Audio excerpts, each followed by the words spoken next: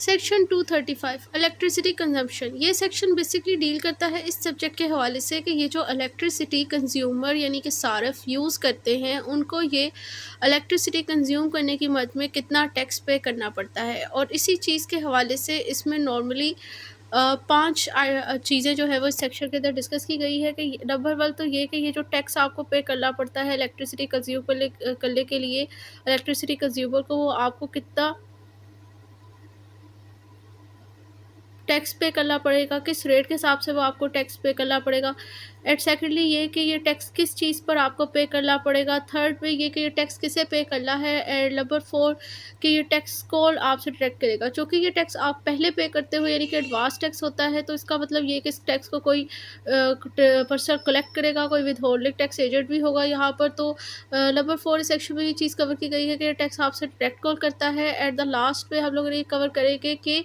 किल person को जो है ये इलेक्ट्रिसिटी को इस्तेमाल करने के हवाले से टैक्स वगैरह पे नहीं करना पड़ता है, रीले इस पर्पज़ के हवाले से एग्जेप्शन ऑफ टैक्स हासिल है। तो ये नॉर्मली 5 चीज़ें ही जो है वो सेक्शन में कवर की गई है। बेल जो कॉन्सेप्ट है, इसका जो सब्जेक्ट है इस सेक्शन का, वो यही इसी से डील करता है कि आपको जो इलेक्ट्रिसिटी आप कंज्यूम करते हो उसको कंज्यूम करने के हवाले से आपको कितना टैक्स पे करना पड़ेगा। उससे जो डील करता है सेक्शन इस ऑर्डिनेंस का, वो है सेक्शन 235 और उसमें 5 चीज़ें डिस्कस की गई है कि टैक्स आपको किस बराबर वर्ग, ये कि टैक्स आपको किस रेट के हिसाब से पे करना पड़ेगा। सेकेंडली ये टैक्स आपको कौन पे करेगा। थर्ड ये कि टैक्स किस चीज़ पर पे करना पड़ता है। नंबर 4 ये कि ये टैक्स डिडक्ट कौन करेगा। लास्ट पे कि ये टैक्स किस पर्सन को पे नहीं करना पड़ता। तो स्टार्ट करते हैं section Section 235 subsection 1 state that there shall be collected advance tax at a rate specified in Division 4 of Part 5 of first schedule. यानी फर्स्ट शेड्यूल के पार्ट 4 के डिवीजन 4 के अंदर जो रेट स्पेसिफाइड किया गया है उस रेट के हिसाब से जो है वो आपको ये टैक्स पे करना पड़ता है इलेक्ट्रिसिटी को कंज्यूम करने के हवाले से।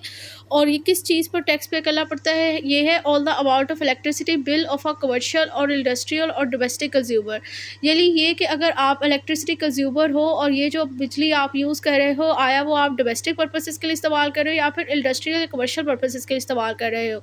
जो आपका बिजली का बिल, इलेक्ट्रिसिटी का बिल आएगा, ये चाहे चाहे आपका ये इलेक्ट्रिसिटी का बिल आ रहा है कि आप यूज़ कर रहे थे कमर्शियल पर्पज़ के लिए, इंडस्ट्रियल पर्पज़ के लिए, डोमेस्टिक पर्पज़ के लिए इस्तेमाल कर रहे थे, इसमें जो आपका बिल आएगा उस बिल की अमाउंट पर आपसे टैक्स एडवांस टैक्स जो है वो लिया जाएगा इलेक्ट्रिसिटी की मद में। और वो टैक्स कितना लिया जाता है, जो कि रेट बताया गया है इसी ऑर्डिनेंस के फर्स्ट शेड्यूल के पार्ट 4 के डिवीजन 4 के अंदर जो रेट बताया गया है उस हिसाब से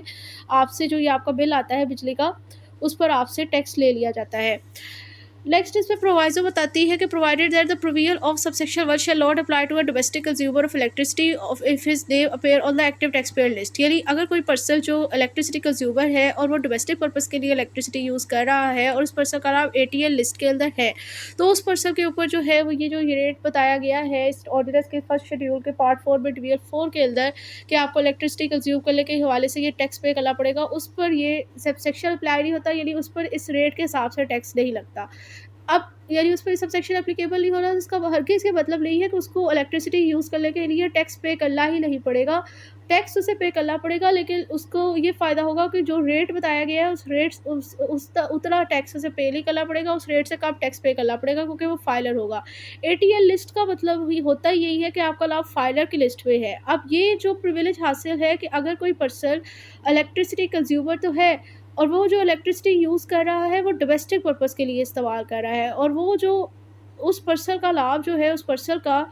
जो कि डोमेस्टिक पर्पज़ की इलेक्ट्रिसिटी कंज्यूम कर रहा है उस पर्सन का लाभ एटीएल लिस्ट में है, यानी कि वो फाइलर है, तो उसको फाइलर होने का ये फ़ायदा होगा कि जिस रेट पर पहले उससे टैक्स लगना था, यानी जो फर्स्ट शेड्यूल के पार्ट 4 के डिवीजन 4 में रेट बताया गया था, उस रेट के हिसाब से उस पर टैक्स नहीं लगेगा, उससे उससे कम रेट के हिसाब से उस पर टैक्स लगेगा। तो ये सिर्फ़ और सिर्फ एक ऐसे पर्सन को प्रिविलेज हासिल है जो कि इलेक्ट्रिसिटी कंज्यूम कर रहा है फॉर डोमेस्टिक पर्पसेस, ठीक है? उसे फाइलर, अगर वो फाइलर है तो उसे ये फ़ायदा हासिल है। अगर कोई पर्सन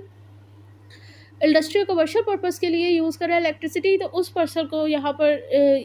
ये प्रिविलेज हासिल है क्योंकि उस पर्सन का यहाँ पर लाभ नहीं लिखा हुआ। सो सबसेक्शन 2 में तो अभी तक तो इससे अभी तक सबसेक्शन 1 के अंदर हमें 3 चीज़ें आइटम 3 जो 5 चीज़ें सेक्शन में डिस्कस की थी वो 3 चीज़ें इसमें से क्लियर हो गई। नंबर 1 ये कि ये रेट कितना है, और हमें बता दिया कि रेट जो है फर्स्ट शेड्यूल पार्ट 4 के डिवीजन 4 पे जो रेट बताया गया है उस हिसाब से टैक्स लगेगा। और टैक्स किसने पे करना है, जो पर्सन इलेक्ट्रिसिटी कंज्यूमर है, आया वो डोमेस्टिक पर्पज़ के लिए इस्तेमाल कर रहा है, कमर्शियल पर्पज़ के लिए, इंडस्ट्रियल पर्पज़ के लिए, उस पर्सन ने पे करना है। और किस चीज़ के ऊपर पे होगा आपका जो आपका इलेक्ट्रिसिटी का बिल आ रहा है, आया वो डोमेस्टिक पर्पज़ के लिए आ रहा है, कमर्शियल पर्पज़ के लिए आ रहा है का इंडस्ट्रियल सेक्टर के लिए आपके आ रहा है। जिल भी से भी आप किस पर्पज़ के लिए इस्तेमाल कर रहे हो, आपका इलेक्ट्रिसिटी का बिल आ रहा है, बेसिकली आपको अपने उस इलेक्ट्रिसिटी के बिल के ऊपर जो ये रेट बताया गया है, उस हिसाब से टैक्स पे करना है। तो 3 चीज़ें कवर हो गई है अभी तक सबसेक्शन 1 के अंदर ही। नेक्स्ट सबसेक्शन 2 डील करता है कि जो विदहोल्डिंग टैक्स एजेंट है, ये जो टैक्स आपसे जो रेट बताया गया है, ये कलेक्ट कॉल करेगा। तो सबसेक्शन 2 में ये बताया गया है कि the person preparing electricity consumption bill shall charge advance tax under subsection 12 in the manner electricity consumption charges are charged. यानी ये बता रहे हैं कि जिस हिसाब से जो इलेक्ट्रिसिटी के यूनिट है, उनका फ़ी यूनिट, बिजली का यूनिट आप आते ही न्यूज़ में आते हैं कि इतना यूनिट, फ़ी यूनिट इतना महंगा हो गया। तो जो इलेक्ट्रिसिटी के चार्जेस है, उस हिसाब से ही जो पर्सन जो बिल बना रहा होगा आपका इलेक्ट्रिसिटी का, वो पर्सन इलेक्ट्रिसिटी के चार्जेस के हिसाब से ही वो एडवांस टैक्स का रेट भी लगाकर आपके बिल में ऐड कर देगा कि कितना टैक्स बनता है, वो आपको खुद ही उसमें बिल बनाने का टाइम ही वो उस चीज़ को ऐड कर देगा। Explanation for the removal of doubt, it is clarified that for the purpose of this section, electricity consumption will refer to wheel electricity bill inclusive of sale tax and all incidental charges. यानी कि इस ये वो चीज़ clear कर रहे हैं कि जब आपका इलेक्ट्रिसिटी का बिल आता है तो उसमें सिर्फ और सिर्फ इनकम टैक्स के चार्जेस ही शामिल नहीं होते। उसके अंदर इलेक्ट्रिसिटी बिल के अंदर इंक्लूसिव से मुराद ये है कि इंक्लूड हो गए उसमें इनकम टैक्स के चार्जेस के अलावा सेल टैक्स भी, और उससे अलावा जो इंसिडेंटल चार्जेस यानी इससे अलावा और जो रेलिवेंट चार्जेस होंगे वो भी इलेक्ट्रिसिटी के बिल के अंदर शामिल हो गई। यानी ये जो रेट आपको बताया जा रहा था कि जो आपको एडवांस टैक्स पे करना पड़ा है, वो तो इनकम टैक्स ऑर्डिनेंस में पड़ा है, तो वो तो इनकम टैक्स का टैक्स पे करना पड़ रहा है। उसके अलावा भी जो है वो आपको इलेक्ट्रिसिटी के साथ जो टैक्सेस पे करने पड़ रहे हैं, वो इनकम टैक्स के अलावा उसमें सेल टैक्स भी शामिल हो गए। उसके अलावा और भी कोई अदर रेलेवेंट चार्जेस होंगे जो इलेक्ट्रिसिटी से रिलेटेड होंगे, तो वो भी आपके बिल के अंदर शामिल होंगे, वो भी आपको पे करने पड़ेंगे। अब जो पर्सन यहाँ पर बिल प्रिपेयर कर रहा होता है, बेसिकली वो यहाँ पर विदहोल्डिंग टैक्स एजेंट का रोल किरदार अदा कर रहा है। अब नेक्स्ट है सबसेक्शन 3, जिसमें ये बताया जा रहा है कि ये जो टैक्स है इलेक्ट्रिसिटी कंज्यूम करने के लिए जो आपको पे करना पड़ रहा है, वो किस पर्सन को पे नहीं करना पड़ता। तो सबसेक्शन 3 में नॉर्मली 3 पर्सन बताए गए जिन्हें पे नहीं करना पड़ता। तो ये क्या बता रहा है, advance tax under this section shall not be collected for a person who produce a certificate from commissioner that his income during tax year exempt from tax. यानी अगर एक पर्सन कमिश्नर का सर्टिफिकेट लाकर ही प्रोड्यूस कर देता है कि उसकी income इस टैक्स ईयर के अंदर एग्जेप्शन ऑफ टैक्स की कैटेगरी के अंदर आती है, कि उसको तो टैक्स पे ही नहीं करना, एक तो उस पर्सन को ये टैक्स नहीं पे करना पड़ता, यानी इलेक्ट्रिसिटी कंजप्शन चार्जेस उसे नहीं पे करने पड़ेंगे, और that he has discharge advance tax liability under section 147। अगर एक पर्सन सेक्शन 147 के तहत एडवांस टैक्स लाइबिलिटी की कैटेगरी से डिस्चार्ज हो जाता है कि उसे यानी एडवांस टैक्स पे ही नहीं करना, तो उस पर्सन को भी इस सेक्शन के तहत टैक्स नहीं पे करना पड़ेगा। और third, whose entire income subject to file tax return or bill of tax return under any provision of this ordinance other than this section। अगर किसी पर्सन की इस सेक्शन के अलावा किसी इस ऑर्डिनेंस की किसी दूसरी प्रोविजन के तहत जो है वो इनकम फाइनल टैक्स या बिल टैक्स की कैटेगरी के अंदर फॉल करेगी, तो उस पर्सन को भी ये इलेक्ट्रिसिटी की मद जो एडवांस टैक्स पे करना पड़ रहा है, उसे भी पे नहीं करना पड़ेगा। Under subsection 4, under this section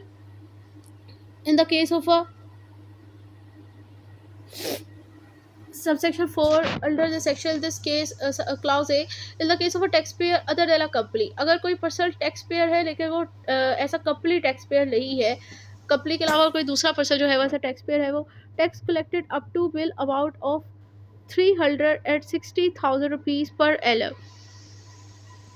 shall be treated as minimum tax on the income of such person and no refund shall be allowed। ये कह रहे हैं कि अगर एक पर्सन ऐसा कंपनी टैक्स पेयर है, ये कंपनी के अलावा कोई दूसरा पर्सन है ऐसा टैक्स पेयर, और उस पर्सन ने जो है उसका जो सालाना बिल की अमाउंट है वो 3,60,000 या उससे ज़्यादा की अमाउंट पर जो है उसने टैक्स पे किया। अब ये बिल जो है वो उसने ये उसका बिल कितना आया इलेक्ट्रिसिटी का, सालाना 3,60,000 या उससे ज़्यादा आया, और उस अमाउंट पर जो है उसने टैक्स पे किया हुआ है, तो वो टैक्स जो है वो मिनिमम टैक्स की कैटेगरी के अंदर ही फॉल किया रहेगा। और जब वो मिनिमम टैक्स की कैटेगरी फॉल करेगा तो वो टैक्स रिफंडेबल भी नहीं होगा, क्योंकि कह रहे अगर आपका इलेक्ट्रिसिटी का बिल आ रहा है एक साल के अंदर जस्ट 3,60,000 आ रहा है या उससे ज़्यादा आ रहा है, और उसके ऊपर अगर आप कोई टैक्स पे कर रहे हो, तो वो ऑलरेडी मिनिमम टैक्स ही है। और अब ये टैक्स जो अब आपने पे किया है इतने बिल के ऊपर, इतने सालाना बिल के ऊपर, तो वो मिनिमम टैक्स में कैटेगरी के अंदर वो फॉल कर रहा है, और जब वो मिनिमम टैक्स है तो वो रिफंडेबल भी नहीं होगा। सब clause B, in the case of a taxpayer other than a complete tax collected or monthly bill over and above 30,000 rupees per month shall be adjustable। और अगर कोई पर्सन जो है वो ऐसा कंप्लीट, अगर कोई पर्सन जो है वो टैक्स पेयर है लेकिन वो ऐसा कंप्लीट टैक्स पेयर नहीं है, और अब उसका जो बिजली का बिल है, इलेक्ट्रिसिटी का जो उसका बिल आ रहा है, वो फी माह जो है वो 30,000 है या 30,000 से ज़्यादा है,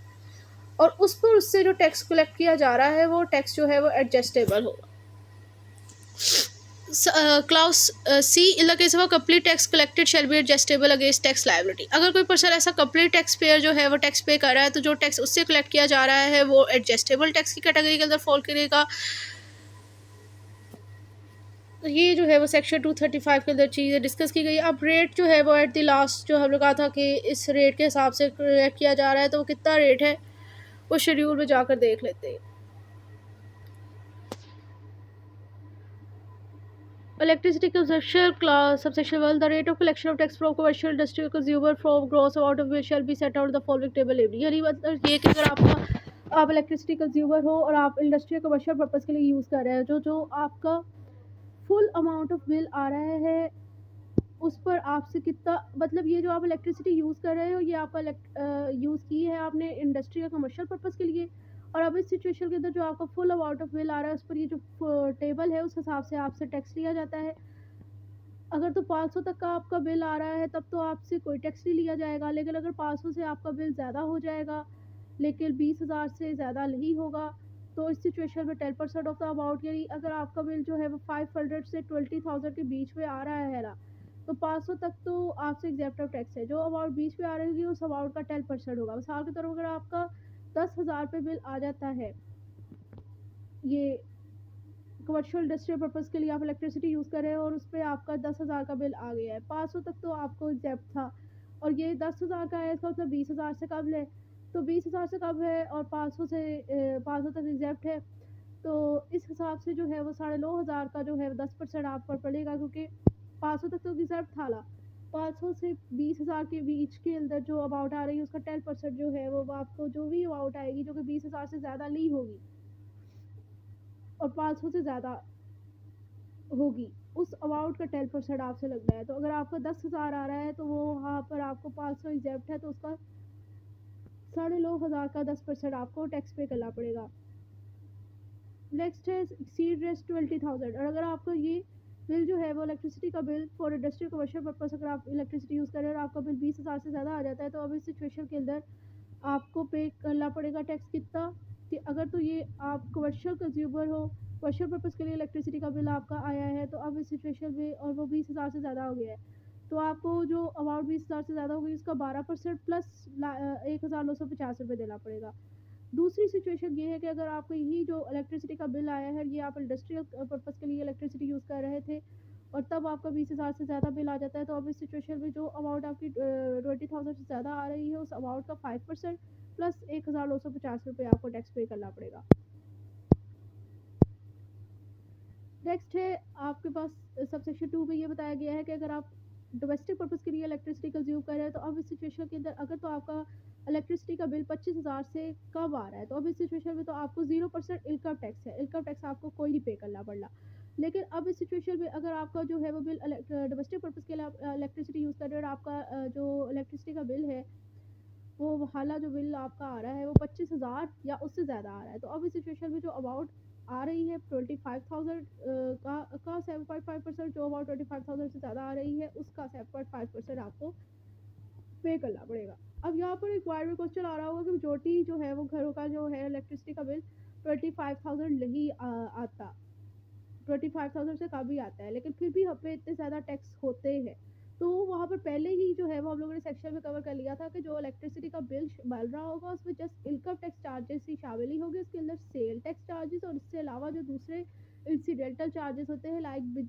सर्विस रेट टैक्स होता है, मीटर का टैक्स होता है, वो दूसरे और कोई एफसी चार्ज होते हैं, वो तो सारे चार्जेस जो है फ्यूल एडजस्टमेंट चार्जेस होते हैं, वो चार्जेस भी शामिल होते हैं। इसका मतलब इलेक्ट्रिसिटी के बिल के अंदर खाली सिर्फ़ एक इनकम टैक्स के चार्जेस ही शामिल नहीं होते, तो जो भी आप अगर अपना डोमेस्टिक बिल इसको सेक्शन को कवर करने के बाद अगर आप अपना डोमेस्टिक